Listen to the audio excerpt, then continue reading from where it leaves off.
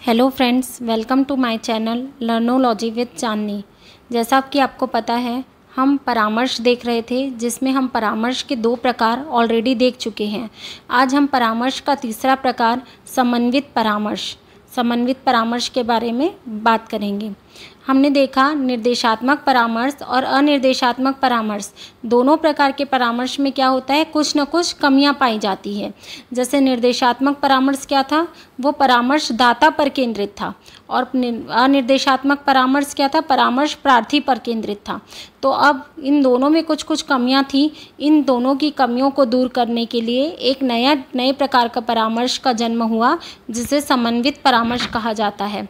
समन्वित परामर्श पूरी तरह से ना तो निर्देशात्मक परामर्श होता है और ना ही अनिर्देशात्मक परामर्श होता है। ये क्या होता है, दोनों के बीच का एक मार्ग होता है। ये दोनों प्रकार के परामर्श के मिश्रित सिद्धांतों पर कार्य करता है। इस प्रकार के परामर्श में दाता व प्रार्थी, परामर्शदाता और परामर्श प्रार्थी दोनों का अध्ययन करता है और दोनों की कुछ बातों का अनुसरण करता है। इस परामर्श के जनक FC थ्रोन को कहा जाता है। अब नेक्स्ट हम देखते हैं समन्वित परामर्श की विशेषताएं। इसकी पहली विशेषता है, इसमें वस्तुनिष्ठ तथा समन्वय विधियों का प्रयोग किया जाता है। इसमें कौन सी विधि प्रयोग की जाती है, वस्तुनिष्ठ विधि और समन्वय विधि। परामर्श के प्रारंभ में प्रार्थी की सक्रियता वाली प्रविधियों का प्रयोग अधिक किया जाता है और इसमें परामर्शदाता निष्क्रिय होता है। इस परामर्श की सबसे महत्वपूर्ण विशेषता यही है कि जब ये परामर्श प्रारंभ होता है तो इसमें सबसे पहले क्या होता है, परामर्श प्रार्थी पर ध्यान दिया जाता है।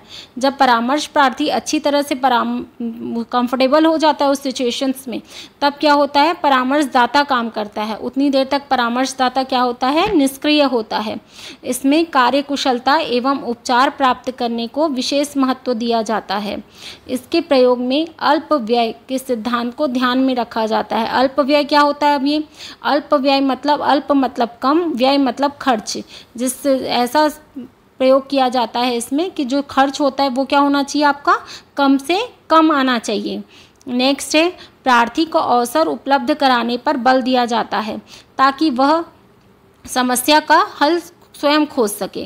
मतलब उसको ऐसे अवसर उपलब्ध के, विभिन्न प्रकार की उसकी परिस्थितियां उसके सामने उपलब्ध की जाती हैं कि वो क्या कर सके, अपनी समस्याओं का समाधान स्वयं कर सके। नेक्स्ट हम लोग देखते हैं समन्वित परामर्श के चरण, या इसको अपन सोपान भी बोलते हैं। चलिए देखते हैं।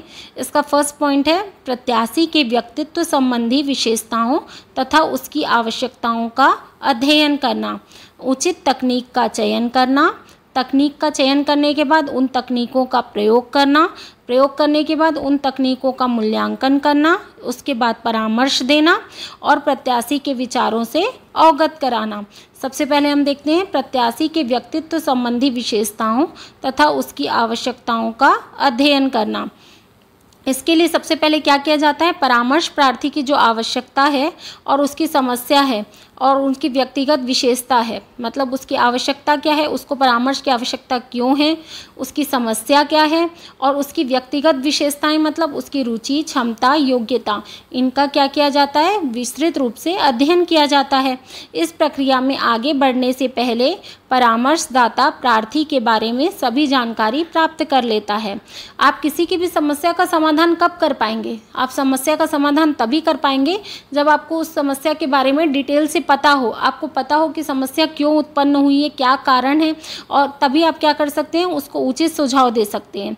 इसलिए सबसे पहला स्टेप क्या होगा कि आपको परामर्श प्रार्थी के बारे में जो है पूरी जानकारी क्या होनी चाहिए, डिटेल में होनी चाहिए।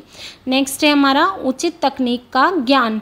परामर्श प्रार्थी की समस्याओं से पूरी तरह से अवगत होने के बाद उसकी समस्या के समाधान के लिए एक विधि का चयन किया जाता है।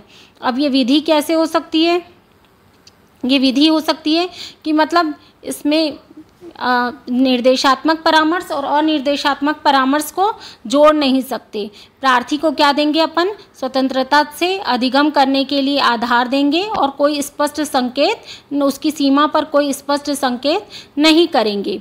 नेक्स्ट है, दोनों प्रविधियों को मिलाने से उचित मार्ग का चयन और परिणाम प्राप्ति में सुविधा होती है।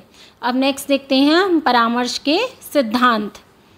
परामर्श के कितने सिद्धांत हैं? परामर्श के हमारे 5 सिद्धांत होते हैं। सबसे फर्स्ट पॉइंट है इसमें स्वीकृति का सिद्धांत, दूसरा है लोकतंत्री आदर्शों के साथ निरंतरता का सिद्धांत, तीसरा है व्यक्ति के साथ विचार करने का सिद्धांत, चौथा है सीखने का सिद्धांत और पांचवा है व्यक्ति के सम्मान का सिद्धांत।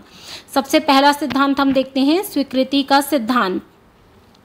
स्वीकृति का सिद्धांत क्या बोलता है? इस सिद्धांत के अनुसार प्रार्थी को एक व्यक्तित्व के रूप में समझा जाए तथा उसके साथ वैसा ही व्यवहार किया जाए। मतलब क्या है? पहले तो आपको इस स्वीकृति का सिद्धांत सबसे इम्पॉर्टेंट सिद्धांत होता है कि आपको ये समझना होगा कि जो आपके पास प्रार्थी आया है, जो आपको समस्या का समाधान मांग रहा है, वो भी क्या है? एक व्यक्तित्व है और उसके साथ वैसा ही व्यवहार किया जाए। नेक्स्ट है लोकतंत्री आदर्शों के साथ निरंतरता का सिद्धांत। सभी सिद्धांत क्या होते हैं? लोकतंत्री आदर्शों के साथ जुड़े हुए हैं। लोकतंत्री आदर्श व्यक्ति को स्वीकार करने की मांग करते हैं और दूसरे के अधिकारों का सम्मान करना चाहते हैं। अतः ये क्या होता है? व्यक्तिगत विभिन्नताओं को मानने वाली प्रक्रिया है। नेक्स्ट है व्यक्ति के साथ विचार करने का सिद्धांत। परामर्श क्या है? व्यक्ति के साथ सोचने पर बल देता है। किसके लिए सोचना और क्यों सोचना, इन दोनों बातों में भेद करना आवश्यक है।